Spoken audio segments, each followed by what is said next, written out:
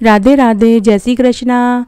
मैं सीमा सिंह आप सभी धर्म प्रेमियों का स्वागत करती हूँ। आज मैं आपको कार्तिक मास के महात्म्य का पहला अध्याय सुनाने जा रही हूँ। अगर आप कार्तिक स्नान करते हैं, व्रत करते हैं, तो आपको कार्तिक मास के महात्म्य को ज़रूर सुनना चाहिए। लेकिन अगर आप कार्तिक स्नान करते हैं लेकिन व्रत नहीं कर पाते या व्रत नहीं कर सकते या आपका शरीर व्रत करने की इजाज़त नहीं देता है, तो आप कार्तिक मास के महात्म्य को सुनेंगे तो भी आपको कार्तिक मास का पूरा फल मिलेगा।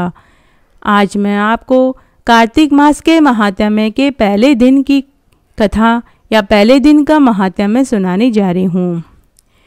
नैमिषारण्य तीर्थ में श्री सूत जी महाराज 88,000 शौनकादिक ऋषियों से बोले, अब मैं आपको कार्तिक मास की कथा सुनाने जा रहा हूँ, जिसे सुनकर मनुष्य सब प्रकार के पापों से, दुखों से छूट जाता है और मरने के बाद वैकुंठ को प्राप्त होता है।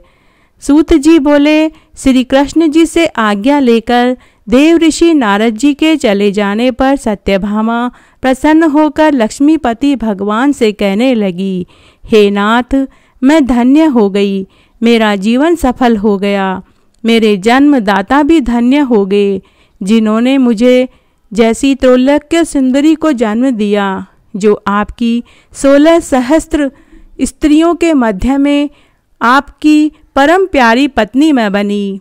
मैंने वह कल्प वृक्ष आदि पुरुष आपके साथ नारद जी को विधि पूर्वक दान में दे दिया, परंतु वही कल्प वृक्ष मेरे घर लहराया करता है, जिस बात को मृत्युलोक में कोई स्त्री नहीं जानती। हे त्रिलोकीनाथ, मैं आपसे पूछना चाहती हूँ, आप मुझे विस्तार सहित कार्तिक महात्म्य की कथा सुनाइए, जिसको सुनकर मेरा हित हो और जिसके करने से कल्प पर्यंत भी आप मुझसे विमुख न हों। सूत जी बोले, सत्यभामा के ऐसे वचन को सुनकर हंसते हुए श्री कृष्ण जी सत्यभामा का हाथ पकड़कर तथा अपने सेवकों को वही रोक कर विलास युक्त अपनी पत्नी को कल्पवृक्ष के नीचे ले गए और हंसकर कहने लगे कि हे प्रिय, 16,000 रानियों में से मुझे तुम प्राणों से भी ज़्यादा प्यारी हो। तुम्हारे लिए मैंने इंद्र से तथा देवताओं से भी विरोध किया। हे कांते, जो बात तुमने मुझसे पूछी है, उन अद्भुत बातों को तुम सुनो। सूत जी बोले, एक दिन श्री कृष्ण भगवान ने सत्यभामा की प्रिय कामना के लिए गरुड़ पर सवार होकर इंद्र लोक जाकर कल्प वृक्ष मांगा। तब इंद्र के मना कर देने पर गरुड़ इंद्र से जाकर युद्ध हुआ और गोलोक में गरुड़ जी ने गोओं से युद्ध किया। गरुड़ की चोंच की चोट से उनके कान और पूंछ कटकर गिर पड़े।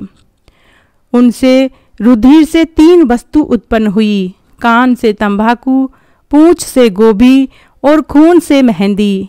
इन तीनों के प्रयोग करने से मोक्ष प्राप्ति नहीं होती। तब गोओं ने भी क्रोध में भरकर गरुड़ को मारा, जिससे उनके 3 पंख टूटकर गिर पड़े। इनके पहले पंख से नीलकंठ, दूसरे से मोर और तीसरे से चकवा चकवी पैदा हुए।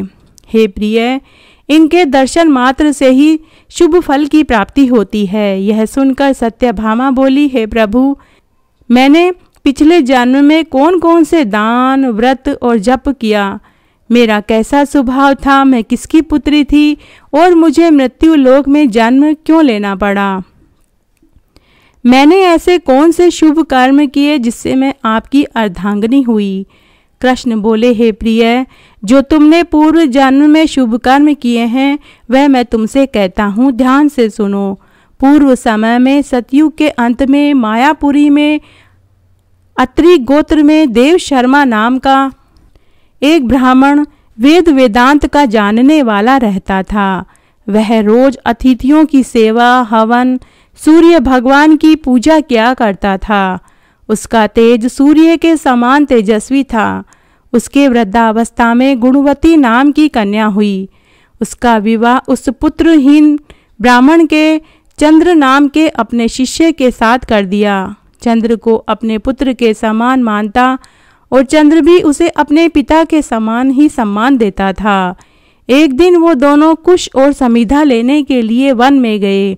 हिमालय की तलहटी में भ्रमण करते हुए उन्होंने एक राक्षस को आता हुआ देखा। उस राक्षस से भय के मारे उनके सब अंग शिथिल हो गए और वे भागने में भी समर्थ नहीं रहे। तब उन काल के सदृश राक्षस ने उन दोनों को मार डाला। उनके धर्मात्मा होने के कारण मेरे पार्षद उनको मेरे पास बैकुंठ में ले आए, क्योंकि उन्होंने आजीवन सूर्य भगवान की पूजा की थी, अर्घ्य दिया था।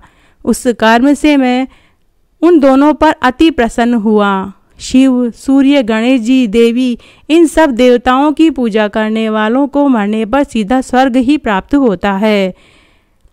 मैं एक होता हुआ भी काल और कर्मों के भेद से 5 प्रकार का होता हूँ।